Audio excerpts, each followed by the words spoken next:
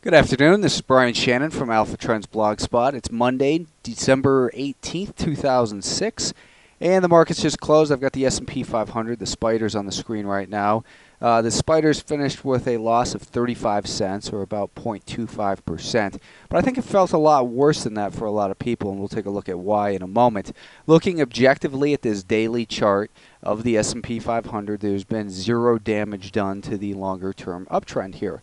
And the trend just continues to be intact. So as bad as it might have felt, the trend remains intact, and that's the important thing to remember. The danger that we will be in for probably a deeper pullback would only come on a break below about 140.75 as we've been looking at. That's the longer term trend. However, the intermediate term trend, what we saw here was this breakout from last Thursday right here has now failed. The market has made a lower low and lower high rather, and a lower low here today as it took out that support that we were looking for near the 142 level. So we were looking for support near 142.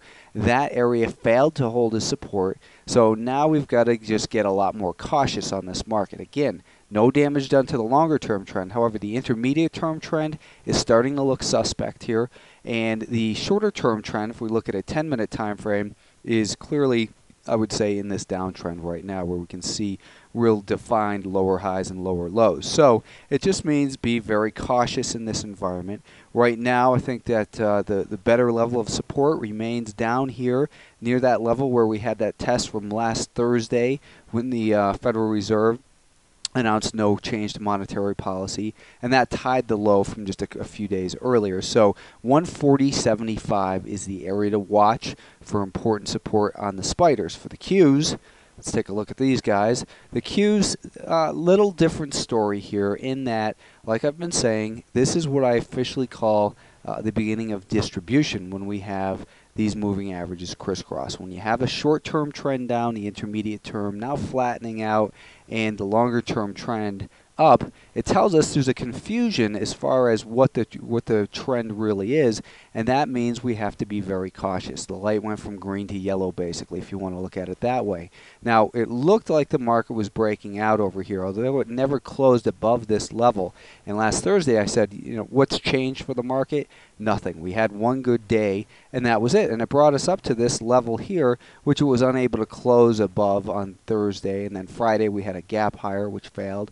This morning we had another gap higher that failed. So we're going to continue to keep our focus in the Qs on 43.30. That's the level that's going to be more important here. This does concern me, though, that this failed breakout could lead to that deeper move lower. We've still got a rising 50-day moving average, so it's still longer-term trend, innocent till proven guilty. Short-term trend, kind of the same as the S&P. We've definitely got a downtrend here. I would think, though, we might get a bounce maybe up towards this 5-day moving average tomorrow because we did get pretty deeply oversold. Maybe we get a rally up towards that level. 44.20 looks like it probably ought to be the area of potential resistance, maybe 44.20 to 44.30, and any failure from there, I think that short-term traders could get short. But remember, the primary trend is still innocent till proven guilty, so be quick to take your losses if you do take any such trade. Looking at the 30-minute time frame, again, 43.30 is where we have the more important level of support, and that's down here. And again, I'm going to point to this 50-day moving average because it's rapidly approaching the that level of support. Now, a 50-day moving average is often a potential level of support. A lot of people buy there. I think it's foolish to buy at the pullback to any moving average. And today in Google, it was a great example of why that's the case. Here in Google, if this stock would pull up, you can see that the 50-day moving average is at about 472.5 or so.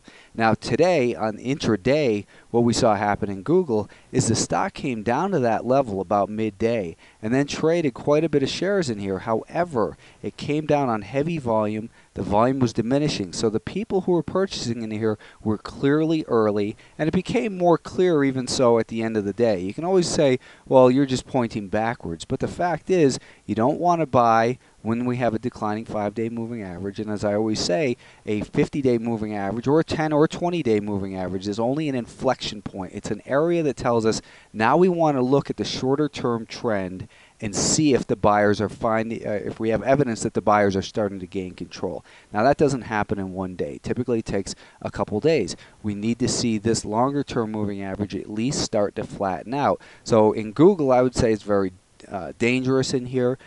It's a volatile stock, and it's probably best left for day traders.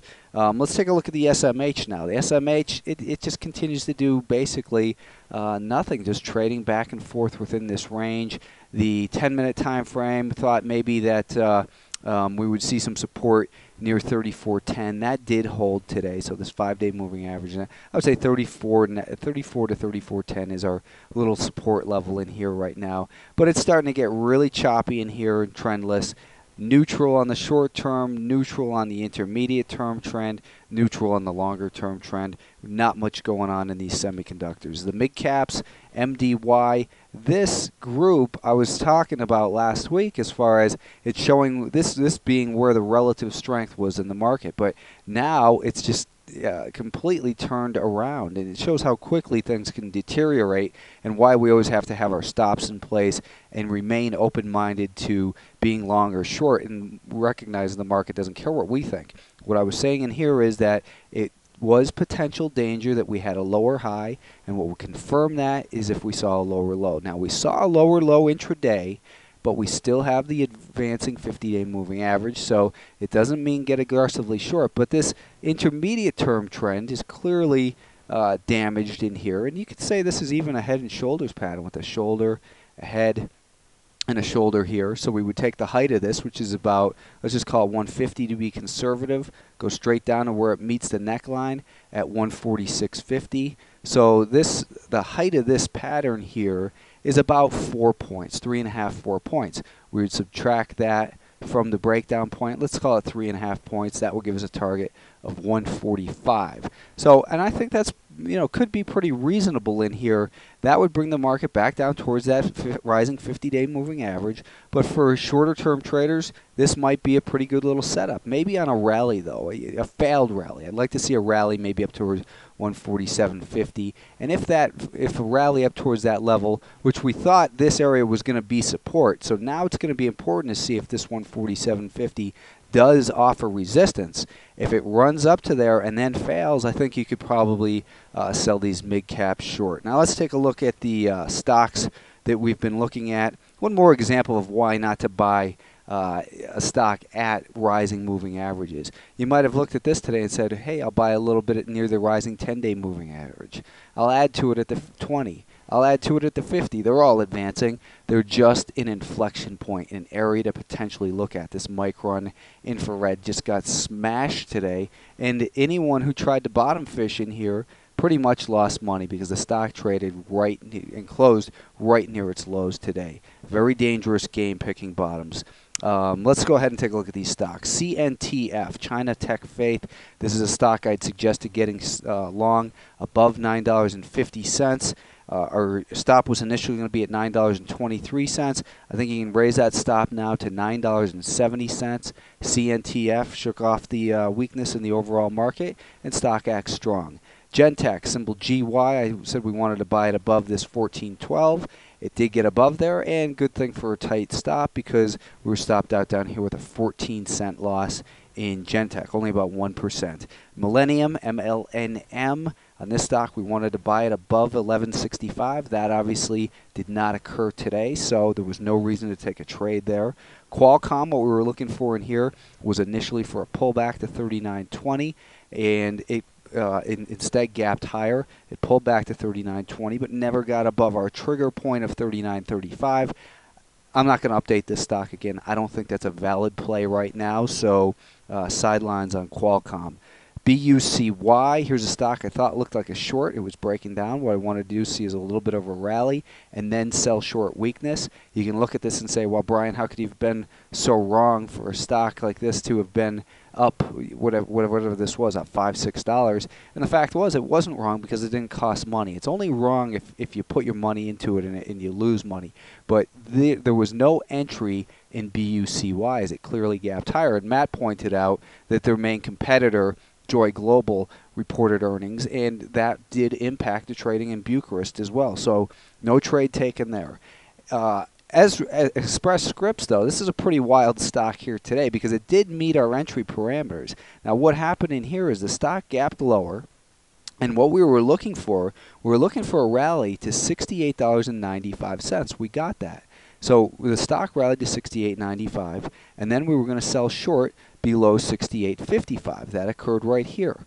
Our target, or our stop rather, was then going to be at $69.05. So our stop was up above this level right here. You can see that that did not get hit before our target. Our target of $67 a share was hit.